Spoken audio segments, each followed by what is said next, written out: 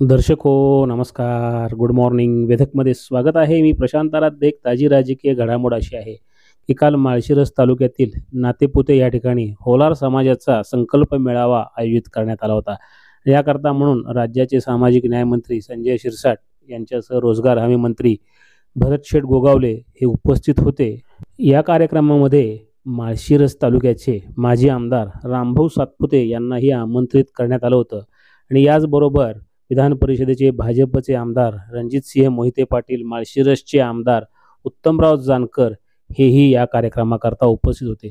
बऱ्याच दिवसानंतर आमदार रणजितसिंह मोहिते पाटील याचबरोबर उत्तमराव जानकर आणि राम सातपुते हे एकाच व्यासपीठावर होते. मोहिते पाटील आणि जानकर हे सध्या एकत्रच आहेत, मात्र रामभाऊ सातपुते हे त्यांच्या विरोधामध्ये आहेत. लोकसभा निवडणुकीपासून मोहिते पाटील आणि सातपुते यांच्यामध्ये राजकीय संघर्ष हा माळशिरस तालुक्यामध्ये पाहायला मिळालेला आहे. दरम्यान या कार्यक्रमामध्ये मोहिते पाटील आणि रामभाऊ सातपुते हे विशेष म्हणजे शेजारी बसले होते, मात्र त्यांनी एकमेकांकडे साधा कटाक्षसुद्धा टाकला नाही. याच्यावरून दिसतं की माळशिरस तालुक्यामधला राजकीय संघर्ष किती तीव्र झालेला आहे. लोकसभा निवडणुकीमध्ये रणजितसिंह नाईक निंबाळकर यांना भाजपनं उमेदवार दिल्यानंतर धैर्यशील मोहिते पाटील यांनी शरद पवार यांच्या राष्ट्रवादी काँग्रेस पक्षामध्ये प्रवेश केला आणि निवडणूक माढा लोकसभा मतदारसंघात लढवली. त्याचवेळी राम सातपुते यांनी सोलापूर लोकसभा लढवली, मात्र सातपुते आणि निंबाळकर या दोघांनाही सोलापूर आणि माढा या ठिकाणी पराभव पत्करावा लागला होता आणि माढ्यामध्ये धैर्यशील मोहिते पाटील हे विजयी झाले होते. आणि तेव्हापासूनच सातपुते आणि मोहिते पाटील यांच्यामध्ये जोरदार राजकीय संघर्ष सुरू आहे. आमदार रणजितसिंह मोहिते पाटील यांनी लोकसभा आणि विधानसभेला भाजपच्या प्रचारापासून दूर राहणं पसंत केलं होतं आणि यानंतर सातपुते यांनी मोहिते पाटील यांच्यावर भाजपने शिस्तभंगाची कारवाई करावी अशी अनेकदा मागणी केली आहे, मात्र अद्यापपर्यंत ती मान्य झालेली नाही आहे. आणि या होलार समाजाच्या मेळाव्याच्या निमित्तानं रामभाऊ सातपुते आणि आमदार रणजितसिंह मोहिते पाटील हे एकाच व्यासपीठावर एकमेकाच्या शेजारी दिसले, मात्र त्यांच्यामध्ये साधा संवादही येथे पाहण्यास मिळाला नाही.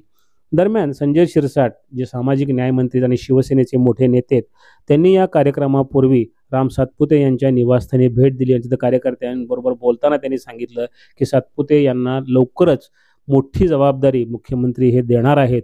देवेंद्र फडणवीस आणि माझेही संबंध चांगले आहेत, त्यामुळे मला माहिती आहे की लवकरच सातपुते यांना मोठी संधी दिली जाणार आहे. पहा काय म्हणाले शिरसाट. काम करायचं असेल तर प्रत्येक कार्यकर्त्याला तो वाव मिळतो आणि मला वाटतं तुम्हाला लवकरच आणखीन दुसरी संधी सुद्धा येणार आहे याची कल्पना मला आहे. तुम्ही हे समजू नका देवेंद्र फडणवीस तुमच्या जवळचे, माझे लय जवळचे.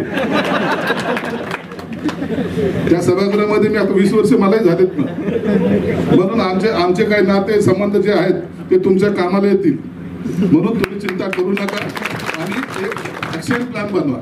तालुक्यामध्ये जेव्हा आपण काम करतो, मी माझ्या तालुक्यामध्ये काम करतो, बरेचसे तर त्यांच्या मतदारसंघात काम करतात. एखाद्या माणसाला निवडून देताना पहिल्यांदा एकदा निवडून दिलं, दुसऱ्यांदा माणूस पुन्हा त्याला सगळं मागचं आराखडा पाहतो. आम्हाला तर 4-4 वेळेला ते थोबाडे घेऊन लोक मतदान करतात. चेहरा तोच.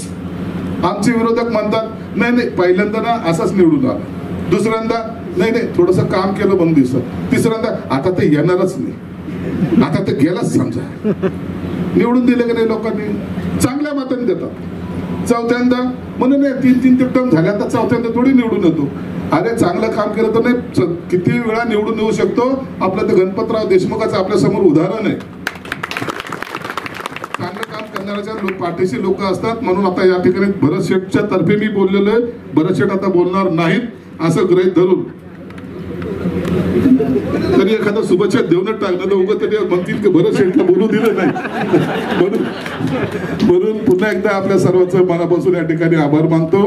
कधीतरी येऊ त्या टायमाला चांगल्या निश्चित गप्पा मारू. भरत शेठला विनंती करतो की आपण यांना मार्गदर्शन करावं.